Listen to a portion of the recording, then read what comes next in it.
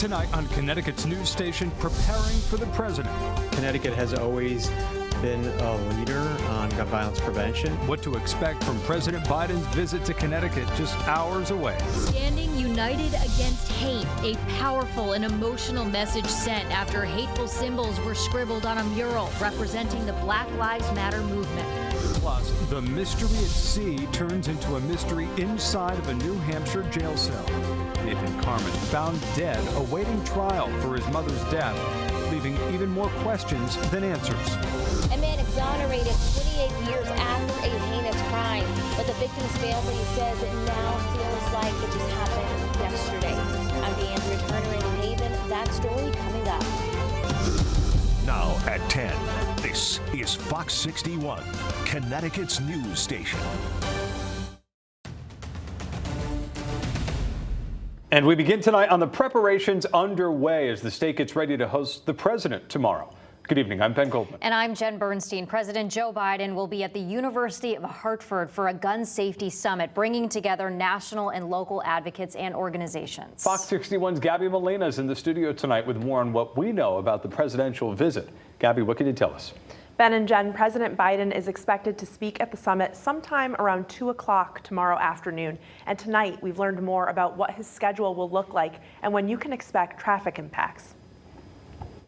In Connecticut, this week will end with a visit from the President of the United States. I see a lot of shock. People are surprised, but it's a good, happy surprise. President Joe Biden will be the keynote speaker at the National Safer Communities Summit at the University of Hartford, commemorating 1 year since he signed the first federal gun safety legislation in decades. The university has spent the week preparing to host the event. There's an awful lot of planning that we had already going on, working with Senator Murphy's group. But once it's announced the president is coming, a whole different level of preparation goes in. About 600 people are expected to be at UHeart's Lincoln Theater for the summit, the school's largest venue. The event is not open to the public, but for those who registered and are attending, doors will open at 7:30 a.m. and it begins at 9. But parking, people need to get here early, be in the auditorium on time as well because the doors will close. President Biden is set to arrive at Bradley International Airport around 12:40 before making his way to West Hartford. For security reasons, there are limited details about his motorcade, but people can expect the highway to be closed while the president travels. Clearly, traffic is going to be an issue. Anyone coming down from 91 near the airport, the highway, we understand, will be shut down. And so that's going to be some inconvenience for people. In addition to the president, several national and local organizations and leaders will be attending the summit, putting the spotlight on Connecticut and its gun safety laws. I think it's really important that the rest of the country see what Connecticut has done to reduce gun violence. Connecticut has always been a leader on gun violence prevention. It's the second time in 10 years that a president has spoken about the topic at the University of Hartford. President Obama spoke in 2013, and Friday, President Biden will do the same. It's just great to see our area just being represented. After attending the summit, the president will go back to Bradley. He's expected to fly out around 3:30 and fly to Westchester County Airport before attending a campaign reception in Greenwich tomorrow evening. Coming up at 11, I'll have more on if you can expect any flight delays because of his visit. In the studio, Gabby Molina, Fox 61, Connecticut's news station. Thank you, Gabby. And Connecticut's news station will have live team coverage tomorrow for the president's visit. We'll be live all day long from the University of Hartford on the Fox 61 Morning News and on the news at 5 and 6 p.m. tomorrow. You can also watch the president's remarks streaming live on fox61.com. Well, still developing tonight. Still developing here tonight. Nathan Carmen, the man accused of killing his mother during a 2016 fishing trip, has died in prison while awaiting trial. Carmen's trial was set to start in October. The cause of his death is not clear as of this time tonight, but officials say he was found dead alone in his cell around 2:30 this morning. We do know that Carmen left a note for his lawyers, but the contents of that note are still not clear. 29-year-old Carmen pleaded not guilty last year to fraud and murder charges in the death of Linda Carmen from Middletown.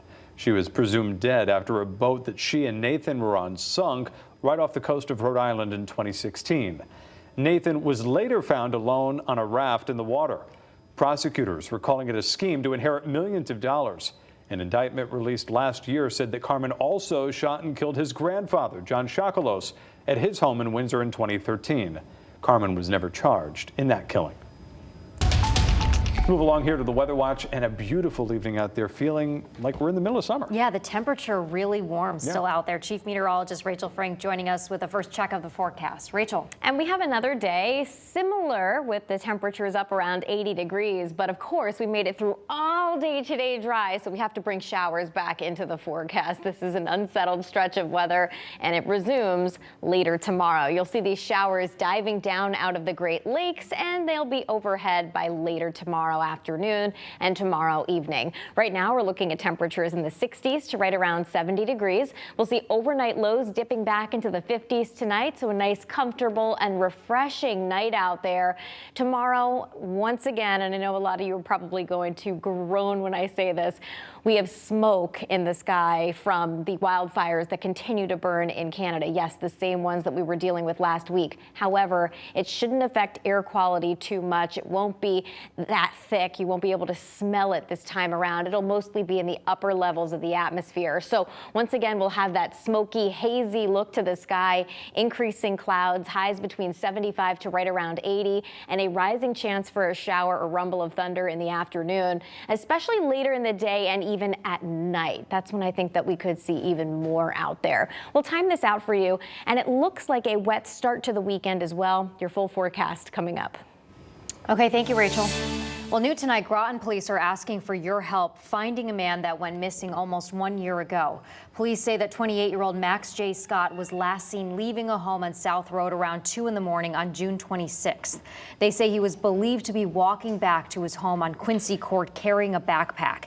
Anyone with information on his whereabouts are asked to call Groton police. A Glastonbury woman will be serving at least 7 years in prison after being found guilty of attacking her wife with a hatchet. 59-year-old Lori Ann Lee was sentenced by a judge today.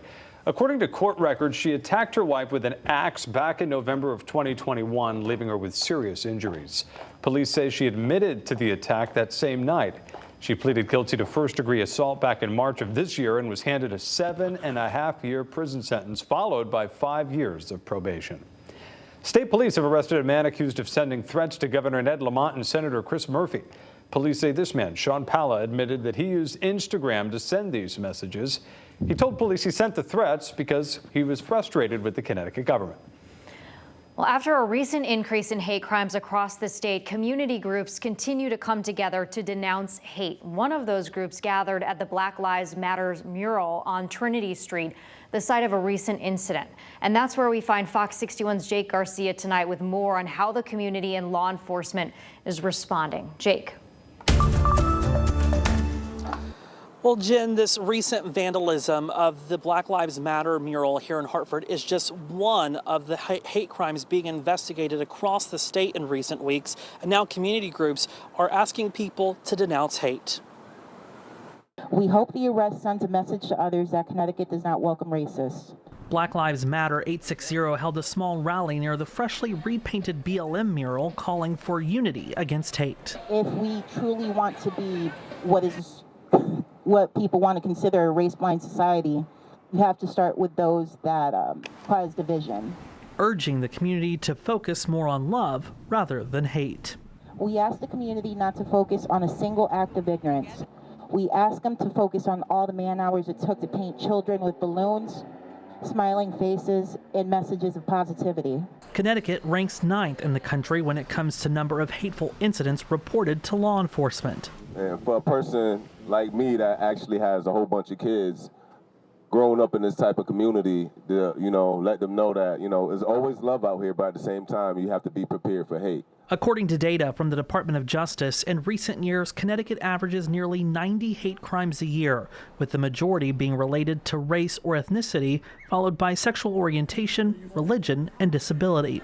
State officials have a message for those who are engaging in acts of hate. Keep looking over your shoulders, because once you cross that line to criminality,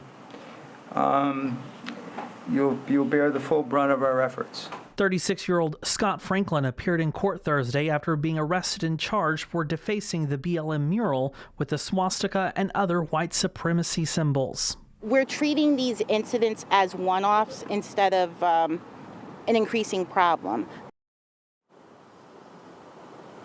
Now, there are other hate crimes investigations going on across the state, including those anti-Semitic letters that were being distributed in the Tolland area, as well as various signs being posted in various cities and towns promoting a known white supremacy group. If you suspect a hate crime, you're asked to call your local police. Live in Hartford, Jake Garcia, Fox 61, Connecticut's news station. Jake, thank you. Ahead of Father's Day this weekend, the Village in Hartford is celebrating a group of fathers going above and beyond to help their kids. Their Fatherhood Engagement Services team held an event today recognizing the latest group of graduates from their 24/7 Dad program. The program is a month-long program that helps equip fathers with the self-awareness, compassion, and responsibility to help strengthen the bonds with their children. Former graduates who also regularly attend the sessions to help other parents say the program was essential in repairing damaged relationships. When I got them back, you know, getting their trust back and things like that, they helped me learn how to be patient with them, understand them, listening to their reasons, and then also helped me be a better parent by doing that. So I was able to better fit their needs. The Village says the 24/7 Dad program serves 50 fathers each year. If you'd like to get involved, we have more information on our website, fox61.com. We have much more